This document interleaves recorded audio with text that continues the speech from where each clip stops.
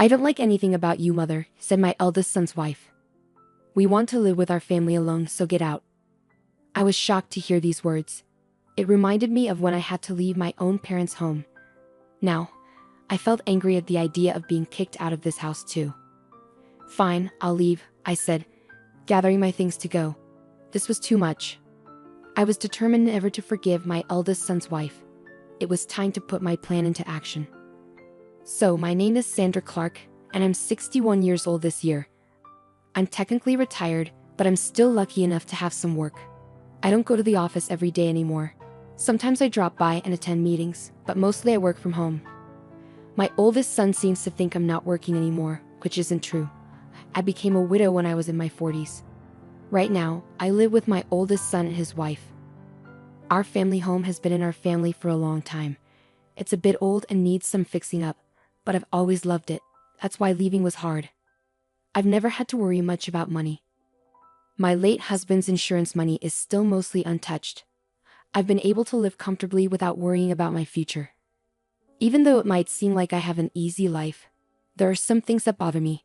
It's mostly my oldest son's wife, Jessica. She's strong-willed and we often clash. This tension didn't just start recently. It goes back to when she first told us they were getting married. I still remember the outfit she wore when she first came to meet us.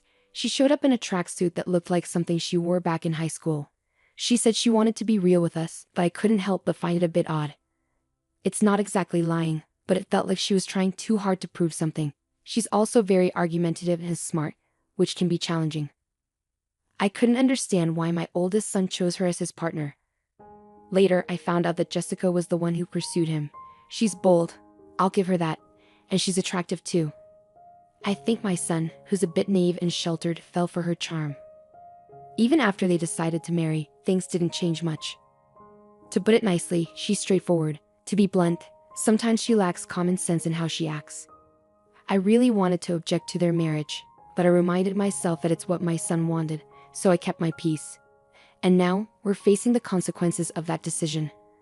After my son and Jessica got married, he insisted that we all live together in our family home. I thought Jessica might disagree, but she was actually okay with the idea. It didn't take long for me to understand why. However, once we started living together, Jessica never lifted a finger to help with household chores. She left everything for me to do, cleaning, laundry, cooking, despite being a full-time housewife herself. She had quit her job when they got married. Even though I work remotely and don't have to go to the office every day, I still have less free time than Jessica. While I'm working on my computer, Jessica would make comments belittling my work, saying I'm just goofing off. At first, I brushed it off to avoid arguments, but it bothered me more and more as it kept happening. "Jessica, since you have some free time, could you help out with the cleaning?" I asked, noticing her lounging and watching TV. She looked at me with disgust, sighed dramatically, and replied, "I don't do housework for your own good, mother. Can't you see that?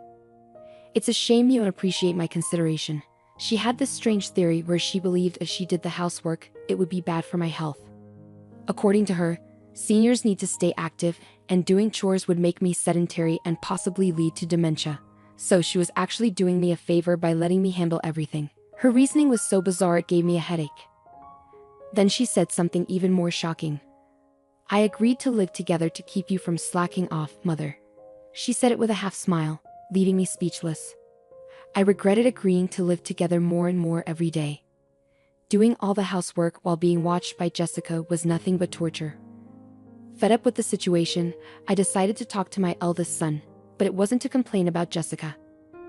I decided to move to an apartment where I could live alone. The current house we're in is old and has many stairs, which became difficult for me after I hurt my back last year. I talked to my son about the challenges of living here, and then I moved to an apartment. Even though it felt like Jessica pushed me out, I don't regret leaving. The new apartment is a rental. It might be a bit big for just me, but I got a room big enough for my grandchildren to stay in the future. I had the inside designed just the way I like it, and it felt like my own little castle. But my happiness didn't last long because Jessica started coming over every day and staying until late. "The new apartment is really nice, huh? Maybe too big for you, Mom?" Jessica said, lounging on the couch. "Why don't you come back to your old home and do the chores? It's for your health and longevity." It's unbelievable that Jessica is telling me to go back to the old house and do the chores. During the day, she's so self-centered, it's overwhelming. I've already moved out. You need to take responsibility as the wife. I handle all the chores here, and my health checkups are always fine, Jessica. You don't need to worry about me. But Jessica just turned away, ignoring my words. Ignoring anything inconvenient was her usual tactic. Yet, she kept coming to my apartment every day. Just recently, she said it's too much trouble to go back home and ended up spending the night.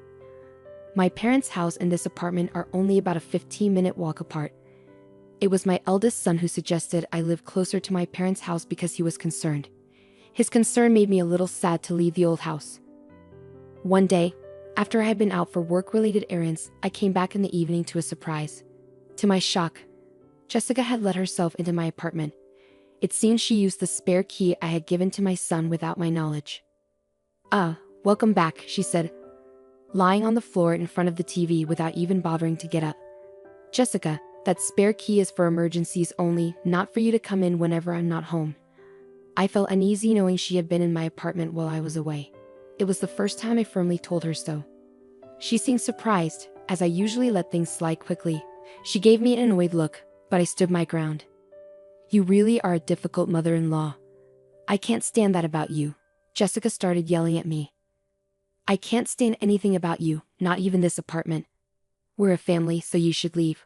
With that, she tried to push me out the door. It seemed Jessica couldn't bear the idea of me living in the apartment. She was upset that they were still in the old house while I was here, calling it unfair.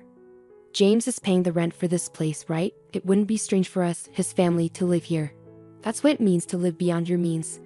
Jessica seemed to think my son was covering the rent for the apartment.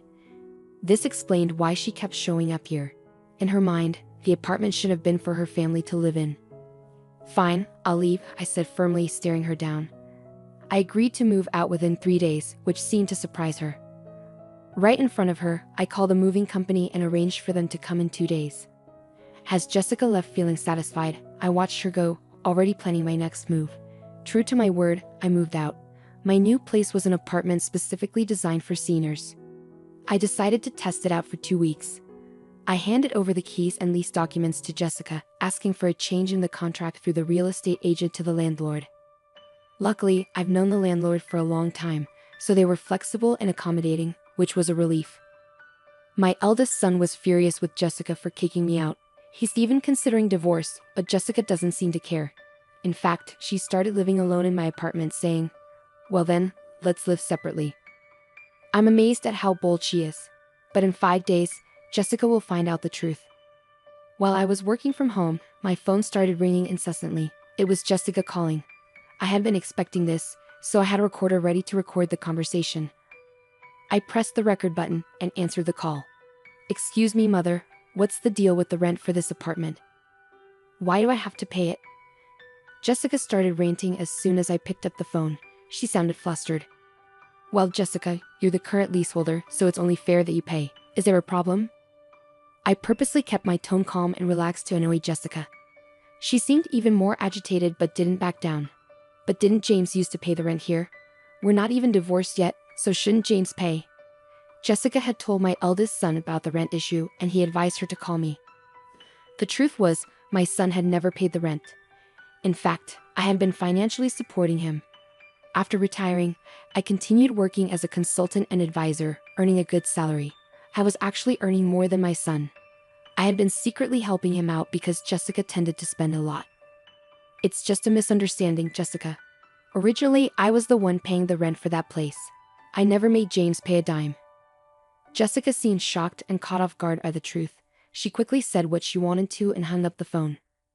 Right away, I contacted my eldest son and played him the recorded conversation. "I've been putting up with it too, but I can't take it anymore. You feel the same way, don't you?" I knew my son was exhausted from dealing with Jessica's debts. No matter how old he gets, as a parent, I can't help but want to help him out. Some might say I'm too soft, but I think it's just natural as a parent.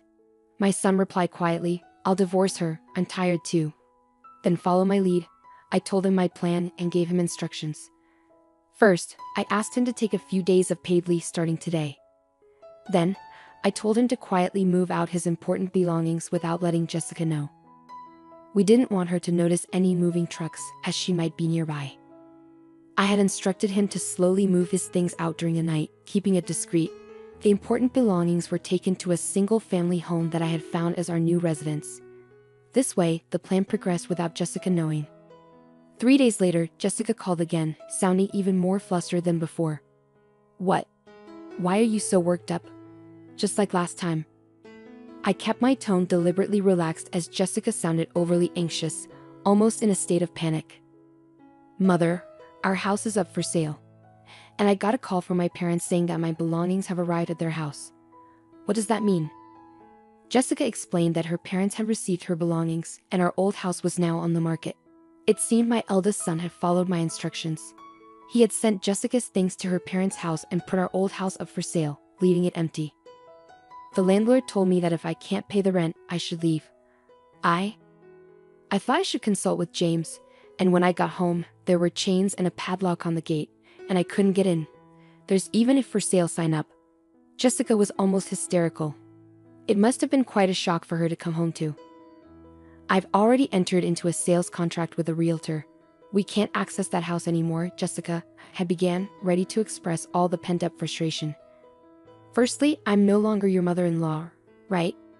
Yesterday, James should have filed for divorce. You signed it, didn't you? You and I are strangers now." Yesterday, my eldest son had filed for divorce at the city office. It turns out Jessica had signed the papers a while ago. Threatening divorce seemed to be a tactic she often used. My son used to believe that Jessica would change someday. After all, she was the person he loved enough to marry. He felt trapped into giving in to her threats of divorce, he once told me. But it seems my son has finally realized the truth. He signed the divorce papers, which had always been used as leverage, and submitted them. The divorce has been officially processed. "You always used to tell James that you could divorce anytime. Are you happy now that things have turned out your way, Jessica?" I could sense Jessica holding her breath on the other end of the phone. She wanted to argue back but seemed lost for words. She must have been feeling frustrated. "Besides, I'm worried about you. After the divorce, how will you manage to live in that apartment without a job? Moving also costs money, and it's tough. How did you even afford it?" Jessica's anger was no longer hidden. She yelled and cursed at me. She had claimed she married my son because of the inheritance he received from my late husband. However, I control all the inheritance and she can't touch a penny of it. Despite marrying to clear debts, she screamed that nothing was going well for her. Of course, I made sure my son listened to this conversation too. If it came to a divorce settlement, I planned to use the recording as evidence. I thought it was the end, so I patiently waited for Jessica to finish her tantrum. She ranted for about 15 minutes without pause. Then, in the end, she started begging me for help, crying. She confessed that she had been disowned by her family. With nowhere else to go, she pleaded for my assistance. It suddenly clicked for me. Something had felt off at the wedding, and now I understood what it was. Jessica had no place to go, no home to return to. Despite feeling a bit sorry for her, I couldn't ignore the consequences of her actions. Apologizing now won't change anything. We're strangers now. There's nothing more to discuss. Good luck with your life from here on, I said before ending the call with Jessica. I felt a sense of relief afterward. It seems Jessica caused trouble at my eldest son's workplace. He told me things escalated to the point of involving the police when he returned home. Jessica, who had been staying at the apartment without paying rent, had her keys changed by the landlord while she was out. Now, she can't even get into her own apartment. She might have tried to contact me or my son, but we had canceled our phones and got new ones with new numbers. I can only imagine the despair she felt when she realized she couldn't reach us no matter how many times she tried.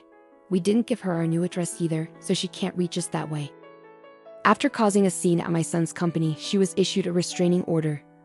With no other options, it seems Jessica turned to her disowned family for help. However, when she returned home, she was met with a shocking sight. The luggage I had sent to her family's house was left out in the rain in the backyard, and she wasn't even allowed inside the house. It's likely that the unpaid rent for the apartment had been billed to her parents, adding to their anger. I heard rumors that she's currently staying in an apartment provided by an organization that supports homeless people. Without the ability to spend as she did before, she seems stressed when I pass her on the street. I was stunned to see how much her hair had turned white and how dry her skin looked. She had changed so much. I hardly recognized Jessica at first. It made me realize just how much a change in living conditions can affect a person. I've started a new life in the house I bought with my late husband's inheritance. It's a duplex, so my son can remarry whenever he wants. For now, he joins me for dinner, but otherwise, he takes care of his own things. I've found that this distance works well for us. The money from selling my parents' home is safe for future needs. I plan to use it for my son and his future wife when they marry. And of course, I'll keep some aside for any future grandchildren. I'm thinking of creating the English garden I've always dreamed of in my new home. On days when I'm not working, I spend time in the garden, caring for the young trees and herbs. This new life, filled with hope, has become my daily routine.